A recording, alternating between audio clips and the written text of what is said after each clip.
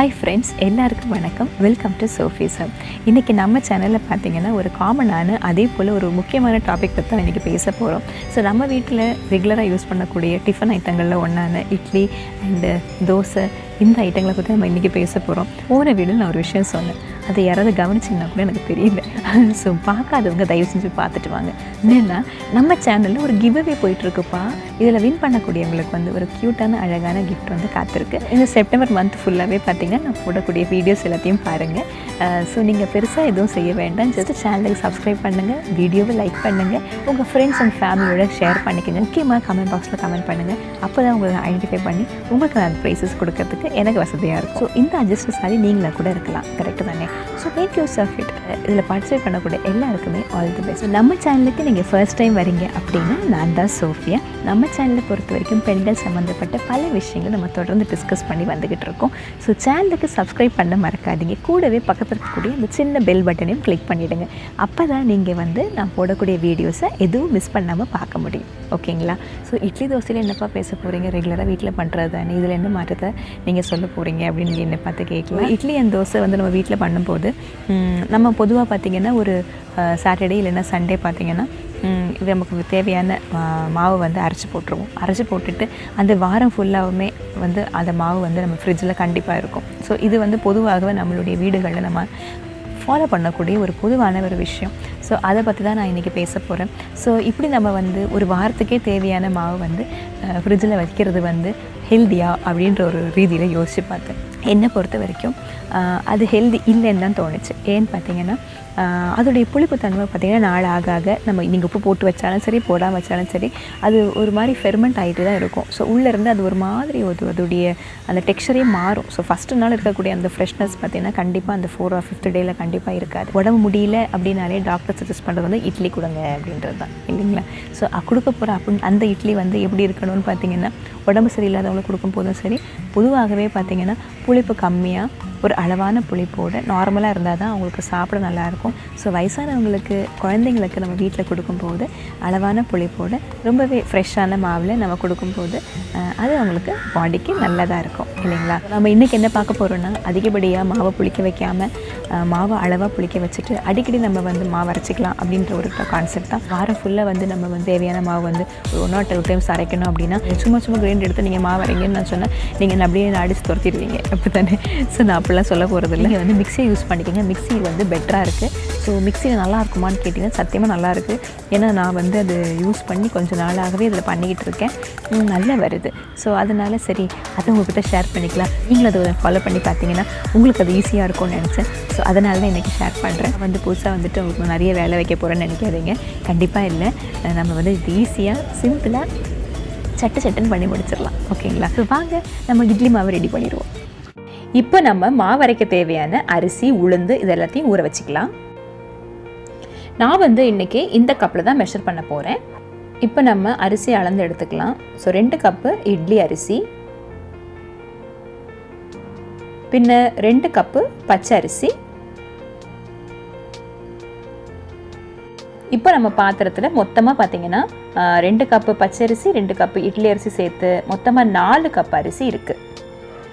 இந்த 4 கப் அரிசிக்கு நம்ம 1 கப்பு உளுந்து எடுத்துக்கலாம். அடுத்து நம்ம 1/4 கப்பு ஜவ்வரிசி எடுத்துக்கலாம். உளுந்து கூடவே ஒரு 1/4 டீஸ்பூன் வெந்தயமும் ஆட் பண்ணிக்கலாம். இப்போ இதை நம்ம நல்லா கழுவிட்டு முங்குற அளவுக்கு தண்ணி ஊற்றி ஒரு 7 மணி நேரம் ஊற வச்சிடலாம். பொதுவாக நம்ம கிரைண்டரில் ஆட்டும் போது இது எல்லாத்தையும் நம்ம வெளியில் வச்சு ஊற வச்சாலே போதும். பட் நம்ம மிக்சியில் ஆட்ட போகிறதுனால இது நம்ம ஃப்ரிட்ஜில் வச்சு ஊற வச்சுருவோம். அப்போ தான் நல்லா சில்லுன்னு ஆகும். சில்லுன்னு ஆகிடுச்சுன்னா மிக்சி வந்து சூடாகாது, நல்லாயிருக்கும். இப்போ நம்ம அரிசி உளுந்தெல்லாம் ஊறி நல்லா ரெடியாக இருக்குது. ஸோ மாவு அரைச்சிடலாம். நம்ம எப்பயும் போல் ஃபஸ்ட்டு உளுந்தையே ஆட்டிக்கலாம். ஸோ உளுந்தை பாருங்கள் நல்லா அழகாக ஊறி வந்திருக்கு. உளுந்தை பொறுத்த வரைக்கும் அதிகமாக தண்ணி விடாமல் கொஞ்சமாக தண்ணி விட்டு நம்ம இந்த மாதிரி வெண்ணெய் போல் ஆட்டி எடுத்துக்கலாம். இப்போது இட்லி மாவு ஆட்டின அதே ஜாரில் அரிசி எடுத்துக்கிட்டு கூடவே கொஞ்சம் ஜவ்வரிசியும் ஆட் பண்ணி இப்படி ரெண்டையும் மாறி அரிசியும் ஜவ்வரிசியும் சேர்த்து நம்ம அரைச்சிக்கலாம். தனித்தனியாக அரைச்சிக்க வேண்டாம். ஸோ இப்படி வந்து நரன்னு அரைச்சிப்போம். இப்படி நம்ம எல்லா மாவையும் அழகாக ஆட்டி எடுத்துக்கலாம்.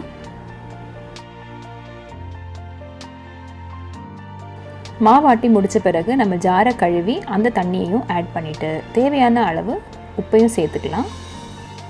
இப்படி நம்ம எல்லாத்தையும் ஆட் பண்ணிவிட்டு நம்ம கையால் நல்லா நம்ம ஃபுல்லாக கலந்து விடணும். உளுந்த மாவும் அரிசி மாவு எல்லாம் நல்லா மிக்ஸ் ஆகி நல்லா கலக்கணும். ஸோ நல்லா பிளெண்ட் ஆனால் தான் நல்லா சூப்பராக வரும். அதுவும் இல்லாமல் நீங்கள் இதை கரண்டி கொண்டு செய்யாதீங்க, கையால் தான் செய்யணும். ஸோ நம்ம கையில் செய்யும் போது தான் நம்ம கையில் உள்ள அந்த நல்ல பாக்டீரியாலாம் அந்த மாவில் கலக்கும். ஸோ அப்படி கலக்கும் போது தான் நல்லா புளிச்சு நல்லா வரும். மாவை நல்லா கலந்து விட்ட பிறகு இந்த பாத்திரத்துலேருந்து நம்ம 2 பாத்திரத்தில் மாவை பிரித்து வச்சுருவோம். ஏன்னு கேட்டால் இந்த மாதிரி ஃபுல்லாக வச்சுட்டோம் அப்படின்னா மாவு பொங்கி வெளியில் வழிய வாய்ப்பு இருக்குது. அதனால தான் நம்ம ஊர் கிளைமேட்டை பொறுத்த வரைக்கும் ஒரு 8லேருந்து 9 மணி நேரத்துக்குள்ளே நல்ல மாவு பொங்கி வந்துடும். குளிர்காலத்தில் இது கொஞ்சம் மாறுபடும். அளவான புளிப்போடு மாவு நல்லா பொங்கி வந்திருக்கு. இப்போ நம்ம இட்லி ஊற்ற போகிறதுனால இந்த மாவை அதிகமாக கலந்து விட வேண்டாம். மாவு நல்லா பபிள்ஸோடு இருந்தால் தான் இட்லி சூப்பராக வரும். இப்போ நம்ம எண்ணெய் தடவிட்டு இட்லி ஊற்றிடலாம்.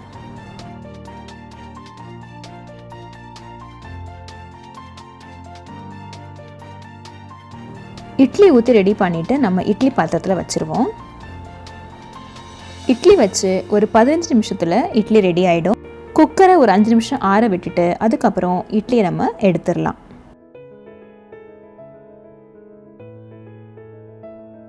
இட்லி இப்போ நீங்களே பாருங்கள், நல்லா சாஃப்டாக பஞ்சு போல் வந்திருக்கு.